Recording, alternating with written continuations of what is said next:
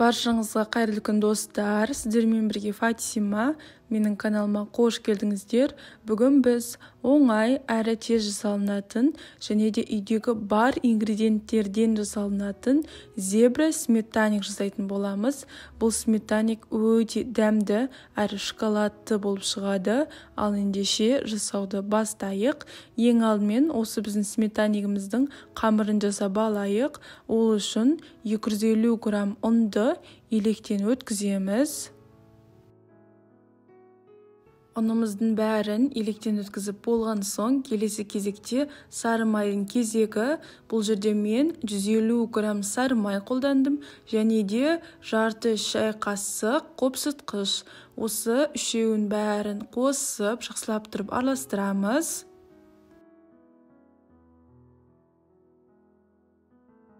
Ендігі кезекте мен 40 грамм шекер және де бір жұмыртқа қостым.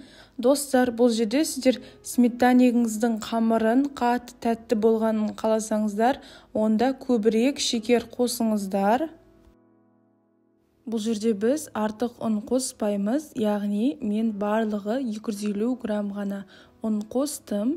Осы 250 грамм ұн қосып, маймен, шекер және де жұмыртқамен қолға жабыспайтын жұмсақ қамыр жасаймыз. Мінеки достар, бұл жерде біздің қамырымыз дайын болды. Енді осы қамырды салафанға салып, 20 минутқа жылы жерге қойып қоямыз. Ал енді салмамызды дайындайық. Ол үшін бізге керегі 400 грамм қаймақ. Менде бұл жерде дүкеннің қаймағы, егер үйлеріңізде қолдың қаймағы бар болса, соны қолдана берсеңіздер болады. Қаймағымызды ыдысымызға салып болған соң, 180 грамм шекерімізді қосамыз да жақсылап тұрып араластырамыз.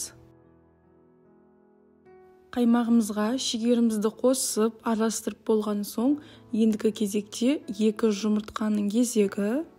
Достар, осы қаймақты бәліштің толық құрамын мен видеоның астына қалдырып кететін боламын. Сол жерден көріңіздер. Қаймағымызға жұмыртқамызды қосып, араластырып болған соң, бір ас қасық жүгері крахмалын қосамыз. Егер сіз бұл жерде жүгері крахмалын ұнатпасаңыз, немесе үйлеріңізде крахмал жоқ болса, онда қоспай қойсаңыздар болады. Бірақ мен осы біздің қаймақты бәлішіміздің салмасы өзінің формасын ұстап тұрғанын қалаймын. Сол үшін де осы крахмалды қосамын. Енді осы салмамызды теңде 2 бөлікке бөлеміз. Біз бұл жерде бір бөлігіне какао қосатын боламыз. Мінекей, мына жерде осы салмамыздың бір бөлігін құйып басқа бір ыдысқа алып қойдық. Енді осы екінші бір бөлігіне бір ас қасық какао ұнтағын қосамыз да жақсылап тұрып араластырамыз. Бізде осы салмамызда ешқандай түйіршіктер болмау керек. Келесі кезекте бізге осындай пирог пісіретін форма қажет.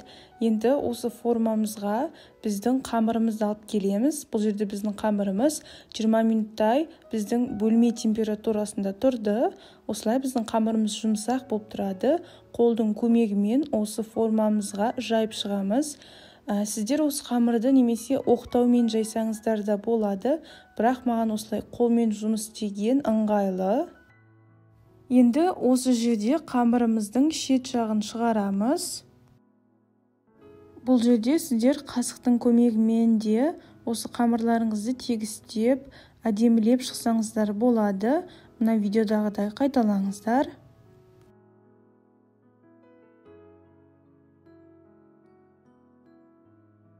Мінеки достар, біздің құймақты бәлішіміздің қамыры дайын болды. Достар, естеріңізде болса, біз салмамызды 2-ге бөліп алдық. Бірінші бөлігіне какао қостық, екінші бөлігіне ештеңе қосқан жоқпыз. Енді осы салмамыздан 2 қасықтан осы ыдысымызға құйып отырамыз. Мына видеодағыдай қайталаңыздар. Мысалы, бірінші шоколадты салмамызды аламыз. осылай 2 қасықтан құямыз. Сосын кәдімгі шоколады жоқ салмамызды аламыз да 2 қасықтан құямыз. Осылай сіздердің салмаларыңыз біткенше қайталайсыздар.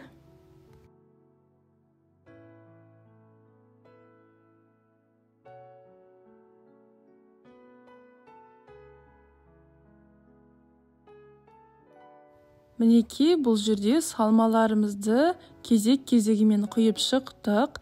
Енді осы құймақты бәлішімізді қызып тұрған пеште 180 градуста 45-50 минут аралығында пісіреміз. Достар, бұл жерде біздің зебра құймақты бәлішіміз пісіп шықты.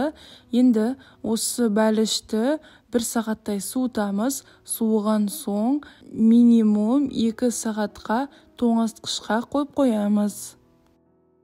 Негізі сіздер осы зебра құймақты бәлішті пештен піскен соң кішкене суытып, сосын барып кесіп жіберсеңіздер болады.